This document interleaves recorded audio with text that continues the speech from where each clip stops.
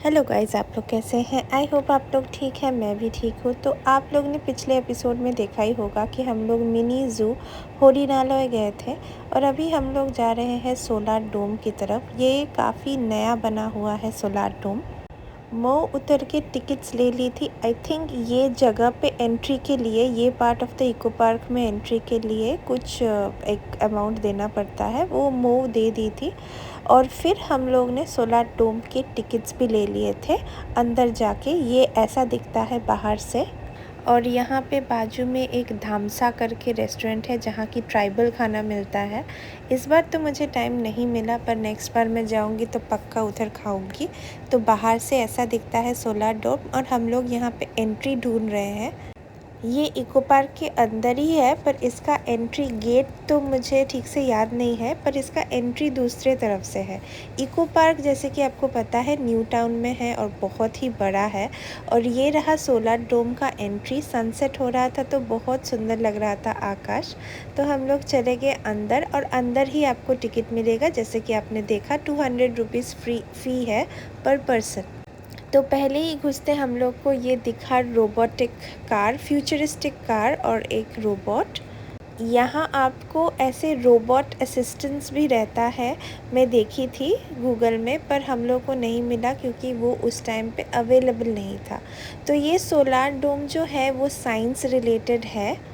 आपको हमारे solar system के बारे में, फिर एनर्जीज़ के बारे में, फिर प्लैनेट्स के बारे में, टेक्नोलॉजी के बारे में, इनोवेशंस के बारे में बहुत कुछ पता चलेगा। जो आपने अभी सन टाइप का देखा गोल सा, वो है main point of the solar dome. और बाकी जैसा कि आप देख सकते हैं इतने सारे लेवल्स में ये डिवाइडेड है। ये सोलर डोम का एक मिनी वर्जन इन्होंने बनाया हुआ है। तो यहाँ पे 3-4 लेवल्स हैं, आप धीरे धीरे घूमते हुए जा सकते हैं। यहाँ पे बहुत कुछ बताया हुआ है। वैसे छोटे बच्चों को ये ज़्यादा समझ में नहीं आएगा, पर इसके बाद पता नहीं मैं कब कोलकाता आऊँगी और यहाँ आऊँगी कि नहीं। तो वो मुझे सजेस्ट की कि चल एक बार देख के आते हैं, वो भी पहली बार ही आई हुई है। ऐसे बड़े बड़े स्क्रीन्स लगे हुए हैं और बताया गया है कि हमारा अर्थ जो है बहुत चीज़ों की वजह से कैसे डिस्ट्रॉय हो रहा है, कैसे पेड़ काट दिया जा रहा है, उसकी वजह से फ्लड्स आ रहे हैं और कितनी तकलीफ़ हो रही है एनिमल्स को और इंसानों को। तो यहाँ पे 3-4 स्क्रीन्स लगाया हुआ था। ये देखिए, ये यहाँ पे समझाया जा रहा है कि फ्लड्स हो रहा है। तो मैं गोरा तो थोड़ा बड़ा है, वो 4.5 साल का है मो का बेटा, इसलिए मैं उसको समझा रही थी। टिम बस ऐसे ही देखे जा रहा था, उसको ज़्यादा कुछ समझ नहीं आ रहा था।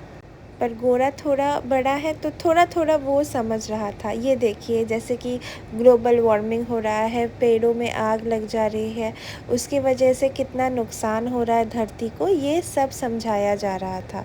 और बहुत ही सुंदर से अच्छे से मतलब साउंड वॉइस नहीं था, पर इन्होंने विजुअली बहुत अच्छे से एक्सप्लेन किया। जैसे कि आप देख सकते हैं फ़िश, मरीन एनिमल्स को कितना प्रॉब्लम हो रहा है ग्लोबल वार्मिंग की वजह से। तो बड़े होंगे बच्चे और ये सब टॉपिक्स के बारे में पढ़ेंगे, और अगर बड़े बच्चे हैं जो ये सब टॉपिक्स के बारे में ऑलरेडी पढ़ रहे हैं, उनके लिए ये बहुत ही अच्छा जगह है, यहाँ पे आना चाहिए। जब टिम थोड़ा और बड़ा हो जाएगा और ज्योग्राफी के बारे में पढ़ेगा, क्लाइमेट चेंज के बारे में पढ़ेगा, तो मैं ज़रूर उसको यहाँ पे फिर से लेके आऊँगी। तो ये पार्ट ख़त्म होने के बाद यही रास्ते से हम लोग जा रहे हैं और ये घूमते घूमते डिफरेंट लेवल्स पे लेके जाएगा। तो इस रास्ते में बहुत सारे ऐसे मैनीक्वीन्स बने हुए हैं सेव अर्थ करके, और यही रास्ते से आप ऊपर जाइएगा तो आपको बहुत सारे ऐसे मॉडल्स दिखेंगे एनिमल्स के। और बहुत इधर साइड में लिखा हुआ है और फ़ोटो डाला हुआ है जो एनिमल्स अर्थ से एक्सटिंक्ट हो गए हैं। तो बहुत ही इन्होंने अच्छे से बनाया है। और ये देखिए CV Raman, father of Indian physics, इन सब के बारे में भी इन्होंने एक्सप्लेन किया है। और अंदर है थिएटर में बैठ के आप समझ सकते हैं what is renewable energy, what is non renewable energy, कैसे हम लोग एनर्जी को यूज़ कर सकते हैं, वो सब यहाँ पे एक्सप्लेन कर रहे थे। और यहाँ पे ऑडियो अवेलेबल था। ये बहुत ही बड़ा स्क्रीन है, तो आप यहाँ पे बैठ के देख सकते हैं, जैसे कि सोलार एनर्जी, फिर हाइड्रो इलेक्ट्रिसिटी, ये सब कैसे जनरेट करना है। तो बच्चे तो थोड़ी देर के लिए बैठे, पर वो लोग ज़्यादा कुछ समझते हैं नहीं, तो उनको इंटरेस्ट नहीं था, तो इसलिए हम लोग थोड़ा देखे और फिर निकल गए वहाँ से और आगे घूमने लग गए। तो इन्होंने दोनों साइड ही थिएटर्स बना के रखा हुआ है। एक थिएटर है इंग्लिश में और एक और यहाँ जो हम लोग जा रहे हैं विजन थिएटर 2, ये यहाँ पे सेम ही चीज़ बंगाली में एक्सप्लेन कर रहे थे। পৃথিবীর অভ্যন্তরস্থ তাপকে শক্তি এবং বিদ্যুতের কাজে লাগানো যেতে পারে। এই সমস্ত বিভিন্ন উৎসগুলি আমাদের ভবিষ্যৎ জীবনে আশার আলো দেখাতে পারে। একটি আলোকিত ও সুগম। फिर हम लोग चल के एक और ऊपर लेवल पे गए जहाँ पे इलेक्ट्रिसिटी के बारे में इन्होंने बताया था। यहाँ देखिए एक हाइड्रो पावर प्लांट बनाया हुआ है, टाइडल पावर प्लांट बनाया हुआ है, कहाँ कहाँ से हम लोग इलेक्ट्रिसिटी जनरेट कर सकते हैं वो सब यहाँ पे एक्सप्लेन किया हुआ है। बच्चे लोग बहुत ध्यान से देख रहे थे और मैं थोड़ा बहुत गोरा को समझा रही थी। पर हाँ, ये बहुत ही बड़ा टॉपिक है, एक ही बार में बिल्कुल समझ में नहीं आएगा। अभी तो वो लोग को लग रहा है कि मासी मतलब मैं क्या ही बोल रही हूँ, पर थोड़ा थोड़ा करके समझ रहे हैं। ये देखिए विंड से कैसे इलेक्ट्रिसिटी जनरेट होता है, सब कुछ इन्होंने बहुत ही अच्छे से बनाया हुआ है। कोई बड़ा बच्चा है और सिलेबस में ये सब है तो आई थिंक उसको ज़रूर आना चाहिए माँ बाप के साथ और यहाँ पे देखना चाहिए। बहुत ही अच्छे से एक्सप्लेन किया हुआ है इधर। फिर हम लोग एक और लेवल पे चढ़ के गए और यहाँ पे भी बहुत सारा कुछ बनाया हुआ था, जैसे कि अर्थ का crust, the levels, everything was well explained here. Geothermal power plant के बारे में भी बताया हुआ था, व्हाट इज़ जियोथर्मल एनर्जी। और बहुत ही अच्छे से इन्होंने ये जगह को मेंटेन किया है। मैंने तो कोई गंदगी देखा ही नहीं। ये रहे आइंस्टाइन द मॉडर्न फिज़िक्स। और यहाँ पे भी बहुत सारे ऐसे कंप्यूटर टाइप का बना हुआ था, डिस्प्ले टाइप का, जहाँ आप लोग और जानकारी ले सकते हैं। ये रहे Steve Jobs, father of digital animation. तो physics, technology, animation, power plants, ये सब मिलके ये बहुत ही एक बड़ा हब है इंफॉर्मेशन का। आप ऊपर जाएंगे एकदम टॉप फ्लोर में तो यहाँ पे एक कैंटीन है, यहाँ बैठ के आप थोड़ा बहुत चाय नाश्ता एंजॉय कर सकते हैं। कुछ कुछ था खाने के लिए, पर हम लोग ने ज़्यादा कुछ लिया नहीं। ये रहे Elon Musk, father of technology.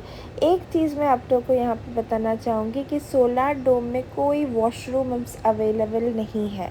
अगर आपको वॉशरूम जाना है तो आपको इको पार्क का वॉशरूम यूज़ करना पड़ेगा। इस डोम में कोई वॉशरूम्स नहीं है। और लास्ट में ये वाला लेवल था जो कि हमने देखा। हम लोग ने लिया था चिप्स और कोल्ड ड्रिंक्स, क्योंकि वहाँ का खाना एक्चुअली हम लोग घर से खा के ही आए थे और हमने सोचा कि ठीक है बाहर छोटा मोटा कुछ खा लेंगे, ज़्यादा चिप्स और कोल्ड ड्रिंक्स खाना भी नहीं चाहिए। ये है लास्ट लेवल। जैसा कि आप देख सकते हैं हम लोग डोम के ऊपर पहुंच गए हैं और यहाँ पे एक शॉपिंग एरिया भी है, आपको अगर कुछ लेना है सामान, जो कि बहुत ही ओवर प्राइस्ड है। बच्चे तो ज़िद कर रहे थे पर हम लोग ने लिया नहीं कि छोड़ो चलो चलते हैं अभी बाहर। फिर हम लोग बाहर आए और यहाँ पे बिक रहा था ये घोटी गरम। ये कोलकाता का बहुत ही फेमस स्नैक है, इवनिंग स्नैक घोटी गरम। वो जो चनाचूर या मिक्सचर होता है उसको प्याज व्याज डाल के मस्त सॉल्ट फिर क्यूकम्बर वो सब डाल के बनाते हैं, तो मुझे बहुत ही पसंद है। ये मेरा बचपन का स्नैक है, बहुत दिन बाद में खाई। बच्चे एंजॉय कर रहे थे चिप्स। यहाँ बैठ के थोड़ा सा सुकून मिल रहा था क्योंकि बहुत ही बड़ा एरिया है ना, ओपन एरिया है, तो ठंडे ठंडे हवा दे रहे थे। और ये देखिए बड़ा बड़ा बिल्डिंग में ये एरिया बहुत दिन बाद आई हूँ। पहले तो यहाँ कुछ नहीं हुआ करता था, बस ये तालाब था और हम लोग आते थे। पर अभी देखिए एक पूरा पार्क बन गया है और ये देखिए ट्रेन चल रहा है, ये शायद वंदे भारत है। हाँ, वंदे भारत ही है। उसका मॉडल इन्होंने बना के जो वंदे भारत का जो चेयर रोटेटिंग विस्तारा डोम जो है वो ही वाला है, विस्ता डोम।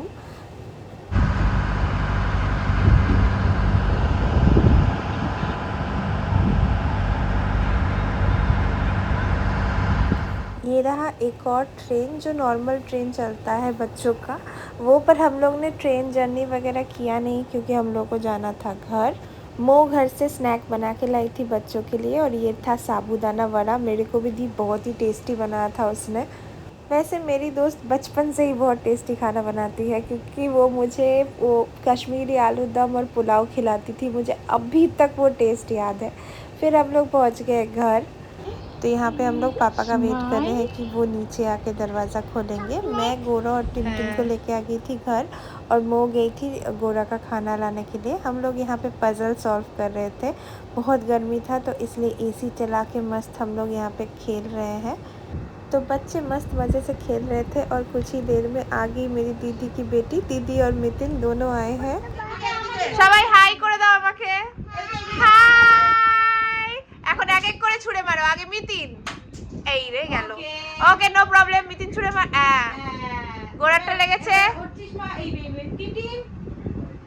টিম ছুঁড়ে মার। বাহ, ভেরি গুড। মিতিন ছুঁড়ে মার। अच्छा अच्छा ठीक है, मितिन के करते दे। Very good. बहुत दिन बाद दीदी और दीदी के बेटी से मिलके बहुत अच्छा लगा। अगर आप लोग को अच्छा लगा वीडियो तो please like share and subscribe to my channel. এটা কি করছে মিতিন? তুই কি করছিস? এই পড়ে যাবি বস। ওর চশমাকে দেখা যাচ্ছে না। এই কেউ বসবে না, এখন দিদি দেখাচ্ছে। হ্যাঁ দিদি বকে দাও।